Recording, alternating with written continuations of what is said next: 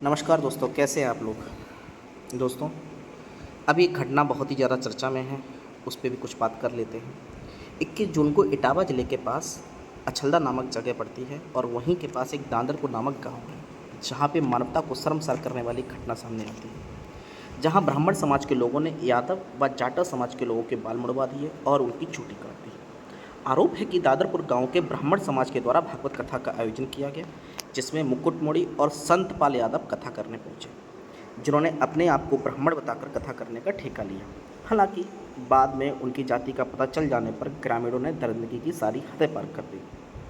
आज आज़ादी के इतने वर्षों बाद भी सवाल वही है, हम कब तक ऐसे ही जातियों में उलझे रहेंगे। ईश्वर का गुणगान करने का ठेका क्या सिर्फ एक विशेष जाति के पास है? क्या ऐसे ही समाज में वैमनस्यता फैलाकर, समाज का विघटन कर हम एक हिंदू राष्ट्र का सपना देख रहे हैं? दरअसल धर्म के ठेकेदारों को धर्म का मतलब भी नहीं पता। धर्म तो छोड़िए जनाब, उन्हें तो ब्राह्मण होने का भी मतलब नहीं पता। ब्राह्मण का तो अर्थ ही होता है जिसे ब्रह्म का ज्ञान हो। अब ये ब्रह्म का ज्ञान किसी एक विशेष जाति को तो हो नहीं जाएगा। और मान भी लो, कथा करने के पश्चात आपको उनकी जाति का पता चल भी गया था, तो आप उनसे कथा करने से मना कर देते, ज़्यादा से ज़्यादा उन्हें पुलिस प्रशासन को सौंप देते। लेकिन नहीं, आपने ऐसा कृत्य किया जो अक्षम्य है। ऐसे कृत्य करने की आवश्यकता ही क्या थी? क्या ऐसे ही हम राम राज्य की स्थापना करना चाहते हैं? क्या प्रभु राम के यही आदर्श हैं? राम तो हर किसी को अपने शरीर का अभिन्न अंग मानते हैं। उन्होंने समाज में एकता के ना जाने कितने संदेश दिए। यहाँ तक कि उन्होंने तो सभी के छोटे बेर भी खाए, केवट को अपने गले से लगा लिया। प्रभु राम के आदर्शों पर चलने वाला ये समाज आज कैसी कैसी हरकतें कर रहा है। और जिस ब्राह्मण को इस समाज का मार्गदर्शन करना चाहिए, वही हर पल अपने आप को नीचे दिखाने की कोशिश कर रहा है। बाकी उन लोगों से भी कुछ कहना चाहूँगा जो अपने जाति का उत्थान का ठेका लिए फिरते हैं। आप लोगों को तो बस मौका चाहिए। समाज में जरा सा भी विघटन करने का मौका मत छोड़िए। कोई भी जरा सा कृत्य हो जहाँ समझाने बुझाने की आवश्यकता हो, लेकिन नहीं, आप भी निकल पड़ेंगे बदला लेने के लिए। क्यों भाई, बदला लेने से अगर किसी मामले का सॉल्यूशन दिया जा सकता है क्या? नहीं, हम लोग समझा बुझाकर उस फैसले पर अच्छे तरीके से निपटान करके ही समाज में एकता का संदेश जा सकते हैं। देखेंगे हर एक अपनी जाति का ठेका ले लिए बैठा है, अपने आप को पढ़ा लिखा कहने वाले, नाम की पीछे डॉक्टर जैसे शब्द लगाने वाले, विशेष वर्ग को सामंतवादी मनुवादी कहने वाले, यानी कि ब्राह्मण को सामंतवादी मनुवादी कहने वाले, अपने तर्क में ऋग्वेद की कुछ पंक्तियों को कोट करने वाले, उसका अर्थ अपने हिसाब से निकालने वाले, अपनी हर चीज़ पे, हर कमी में ब्राह्मण पे आरोप लगाने वाले। आपने कभी मनुस्मृति और ऋग्वेद पढ़े भी हैं?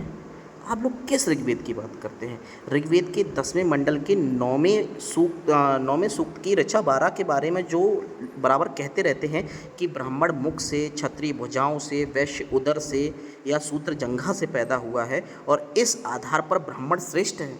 क्या इसकी ये उचित व्याख्या है? आप लोग इसकी व्याख्या जानते भी हैं? इसकी व्याख्या है क्या? शरीर, ये शरीर को एक समाज कहा गया है, जहाँ इस समाज में जो पठन पाठन का कार्य करेगा, जो समाज में एकता का संदेश देगा, जो समाज को उत्थान का काम करेगा, वही ब्राह्मण है। जो क्षत्रिय यानी कि समाज को हर विसंगति से बचाएगा। समाज में उस समय ना जाने कितने ज़्यादा आक्रमण होते थे, उन आक्रमणों को बचाने का जो अपनी शक्ति का प्रयोग करेगा, उनसे समाज की रक्षा करेगा, वो क्षत्रिय था।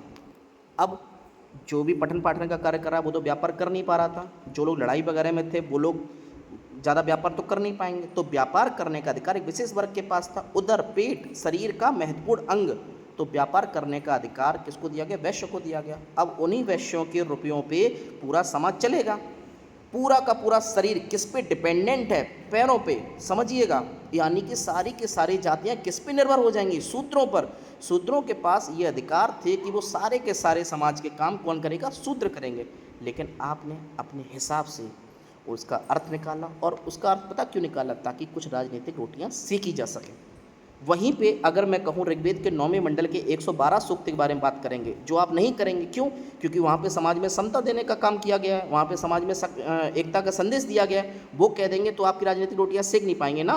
वहाँ साफ साफ लिखा गया, वहाँ एक इंसान कहता भी, मैं कवि हूँ, मेरे पिता वैद्य हैं, मेरी माता चक्की चलाती हैं, और इस प्रकार में एक ही घर में रह के अलग अलग प्रकार के व्यवसाय हैं।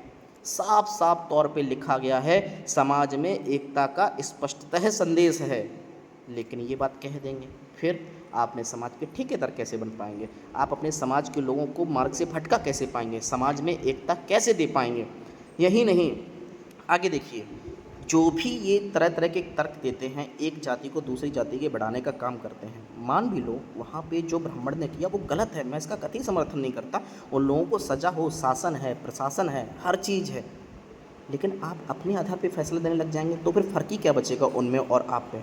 उनके साथ जो गलत हुआ है उसके लिए प्रशासन बैठा है ना, प्रशासन ने भी 4 लोगों को अरेस्ट भी किया है, बाकी की गिरफ्तारियां होना बाकी हैं, जल्दी ही अपना काम सब कर रहा है। लेकिन मैं फिर से कहता हूं कि आप लोग ऐसा कोई भी काम मत करिए जिससे समाज में विमतता फैले, हम लोगों में बिल्कुल कतई जहर घुले, समाज में जहर घोलने का काम मत करिए, कोई भी ऐसी चीज़ शेयर मत करिए जिससे कोई न कोई बाधा समाज में उत्पन्न हो। मैं भी चाहता तो अभी बहुत सारी वीडियोज़ यहाँ पे लगा सकता था, बहुत सारी फ़ोटोज़ लगा सकता था, व्यूज़ मिल जाते मुझे भी लोग वाहवाही देते कि वाह, लेकिन नहीं, ऐसा कोई काम नहीं करना है जिससे ज़रा सा भी किसी को नीचा दिखाने का कोई भी ऐसा काम मत करो। मैं फिर से कहता हूँ जिससे किसी को कोई कष्ट हो।